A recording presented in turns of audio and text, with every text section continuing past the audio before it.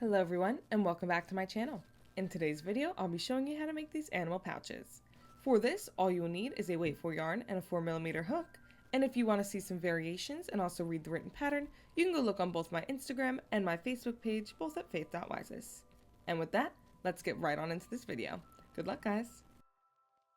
So our first step is going to be to take our hook, set it aside, and pick up your yarn. I'm going to make a little cat with this, so we're going to be using a nice bright orange. I'm going to start by making a slip knot, and if you've never done one before, you are going to take your non-dominant hand and grab the very tail end of your yarn, and then actually grab the rest of it to create a little semicircle.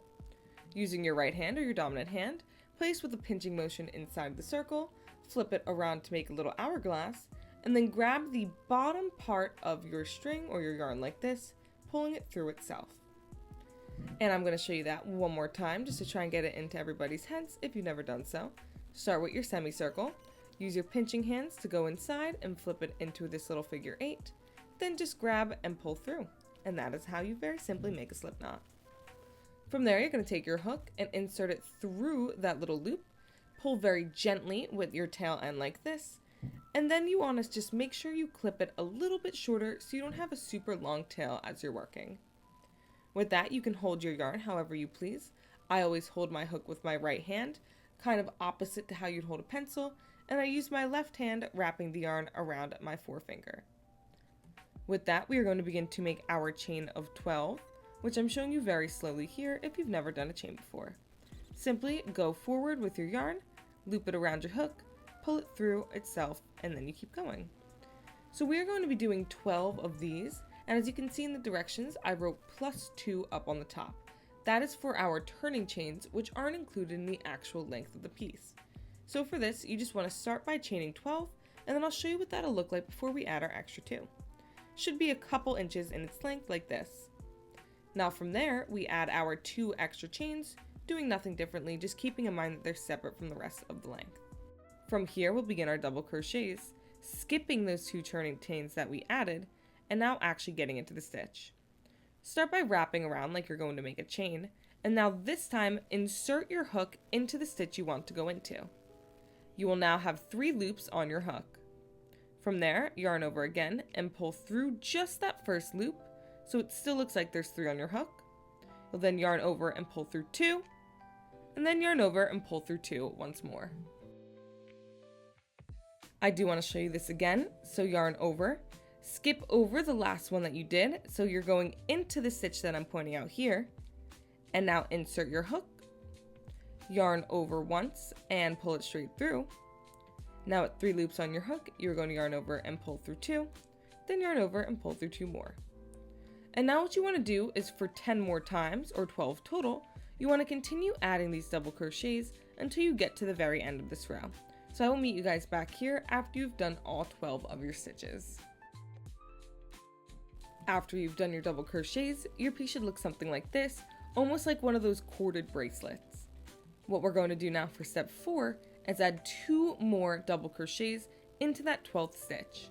So you're doing them the exact same way, just make sure you're going into the exact same stitch you just used, so there will be 3 total double crochets into stitch 12. And we do this to kind of expand, it's called an increase, and this is what's going to create that circular shape to your pouch. We are now flipping over to the back to add 12 more double crochets into the back stitches, essentially the other side of that chain that we made originally.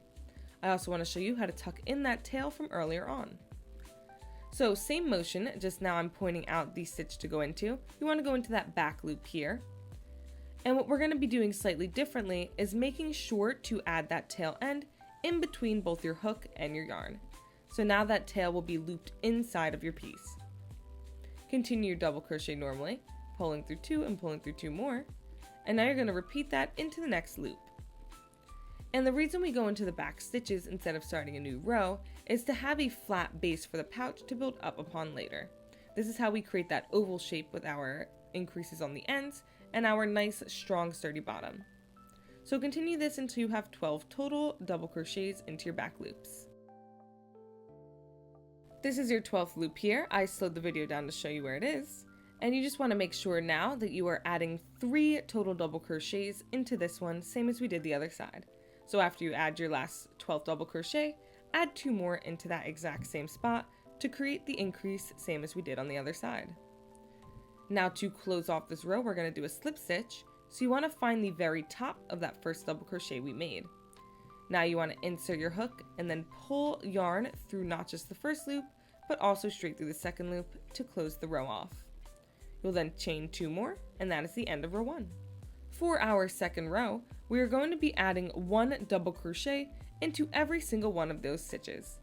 So I'm pointing out where you want to insert your hook into the very sides of the double crochet stitches, and everything goes exactly the same as you did your double crochets the first time. That's why I'm going through this one a bit slow.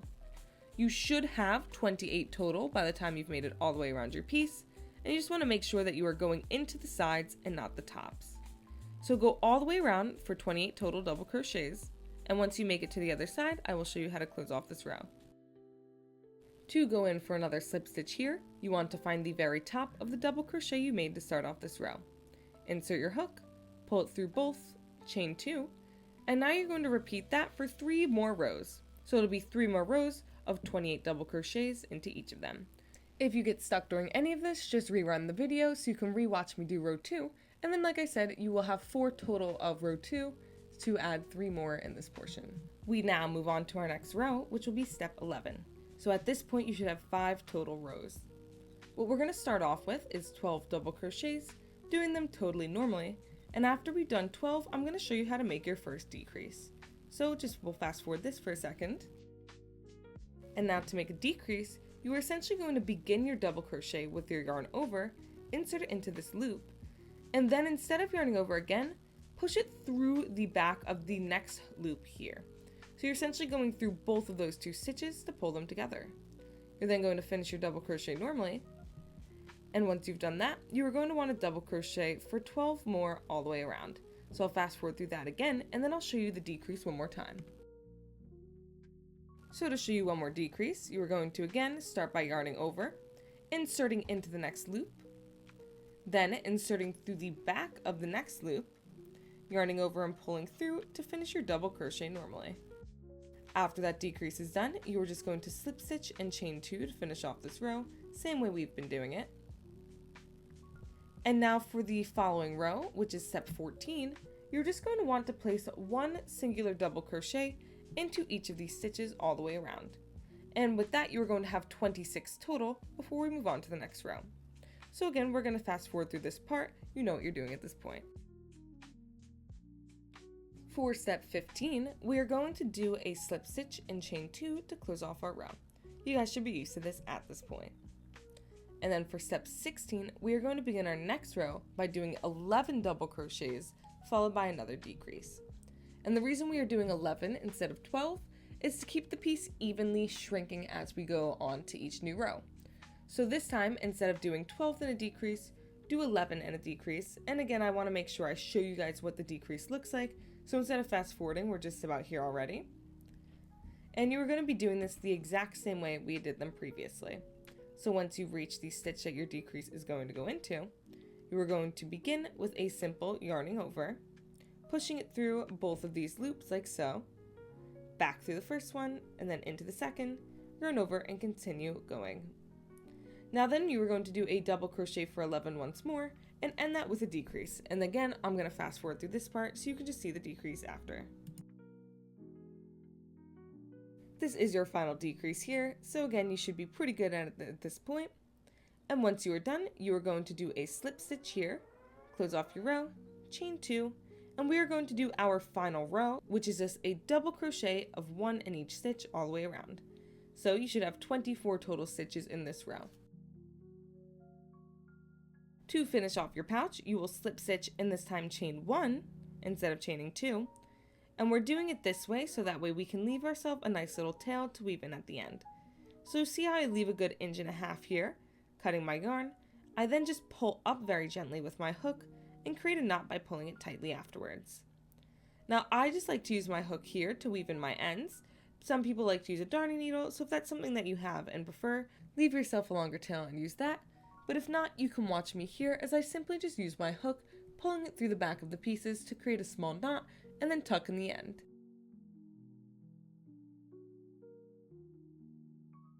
We are next going to make the tie for our bag, which is very simply just one slip knot and a chain of 75. So you can fast forward or rewind to the beginning of the video to see me do a slip knot slowly again, or you can just go with me here, make your slip knot, and then chain 75 times. Either keep a tally or just count out loud to make sure that your piece is long enough, and if you want slightly shorter ties, you can maybe go down to about 60, or if you want slightly longer ones, you can go up to maybe 85. So just don't go too far because you don't want it to not fit your pouch anymore. I think that 75 should be the sweet spot. After your 75th chain, you can leave yourself a nice small tail, cut your yarn, and pull up to finish it the same way we did before. The only difference is I want you to make sure both of these ends are nice and tight, and then cut small, even sort of aglet bits with the yarn. So you don't need to weave in anything or tuck anything in, just leave nice small finishers on your ends. Now moving on to the ears, we'll be doing the cat ears in this video. You are going to begin with a slip knot and a chain of 3. All of the ears start this way, but you can of course go back and reference the pattern for the dog ears or the bunny ears. Now once you have done your slip knot, you are going to chain 3 times, and we are setting up for something called a chain ring, since a lot of beginners have difficulty with a magic ring. Once you've done your chain of 3, you are going to make a slip stitch into the first chain. Make sure you hold on to your piece the way I'm doing it here, pulling down so I can remember where the hole actually starts. From that, you see you made a little ring here, and to actually be able to use it, you just need to chain 2, so that way you have your ring separate from the rest of the piece.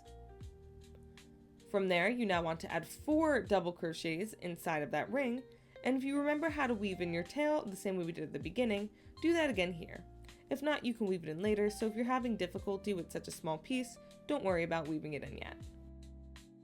But just make your 4 double crochets, normally the same way you've been doing it the whole entire time. Make sure they are all going into the center of this ring here. And if you've done it properly, you shouldn't even see your tail once you're done with this part. Moving on from here, we want to build out the bottom a bit more, so we're just going to chain 2 times, and then turn our work entirely. The next step is to add 2 double crochets into only the first stitch. This is a little expansion or an increase on the side, so that way the ears come into that little triangular shape. From there, you want to add 2 more double crochets in like the next following stitches. So 1 double crochet in the next stitch, 1 more double crochet in the stitch after that. Then to finish off the shape of the ear, you're going to want to add 2 more double crochets into that last stitch, again to create an increase and make that little cone triangular shape for your ears. Once you are done, you are going to finish this piece off by doing a chain of just 1 and leaving a nice long tail, since we do need to weave the ear or sew it onto the bag afterwards. Pull your yarn up and through, tighten it up like this, and then your shape of the ear is done. You do want to make 1 more of these when you are finished, so that way you have 2 perfectly even and symmetrical ears for your bag. Now to actually sew your ears on, you can once again use a darning needle if you prefer, but if you're like me and you prefer to use the hook, you can do that too. I'm going to be starting mine into the corner, a little past it almost, so that way the ears of the bag don't end up pushed right directly into the front. And as you can see, I'm just going to pull it through like you were weaving a basket or like a craft you would do as a kid. Simply pulling it through the front and then through the back. So once I've actually attached the ear to the bag, I'm going to go in again through the back of the bag and pull again with my hook all the way through. Now for every stitch you do into the bag, you want to do the next one into the ear. So this time I'm going to go from the back of the ear to the front, pulling that all the way through. Now afterwards, I'm going to go back through the ear again, pulling it to the back so that way there's no looping. And then once I've gone through the back of the ear, I'm going to go into the front of the bag. And you're going to continue this all the way down until your ear is fully secured on, and then I will show you how to attach it fully. So to secure the ear once it's attached like this, you want to make sure that everything is flat and that you've pulled the yarn to the back of the bag, whether it be through the ear or the bag itself. I'm then going to do the exact same weaving motions that I did earlier with the tail of the bag itself, first though pulling it through 1 and creating a knot with a chain like this. From there, I'm just going to continue to weave it in normally and cutting the yarn once I've gotten it to the right point. Do the exact same thing you did with ear number 1 to ear number 2 and make sure that they meet in the middle the same way I'm setting it up here. Go in through the side like this and then they should be attached when they're done. Now to finish up the entire project, you want to actually weave in the tie itself. So I'm going back to front like I'm showing you here, and though it might be a little difficult to see since all the colors overlap, I'm going to go 1 every 3 crochets like this. So if I pulled it through the front on the first one, I'm going to go behind and then pull through the front on the next one and create this little weaving pattern. So now I'm going to skip 3, go in through the back of the bag and pull the string to the back, and do that again going to the front on the next one. These should be pretty even as you go all the way around, but you can adjust it if you need to. Once you're done, you want to make sure that both of your pieces are going through the middle, so I pull it through the last one like this, and then only through 1 double crochet do I do the last bit here. And just like that, your tie is connected. Hey guys, thank you so much for watching today's video. I really hope you enjoyed, and if you did, don't forget to like, share, subscribe, let everybody know about it, and join me once a month for new crochet tutorials and once a week for new videos in general. I cannot wait to see you next week. Bye-bye, everyone. Bye.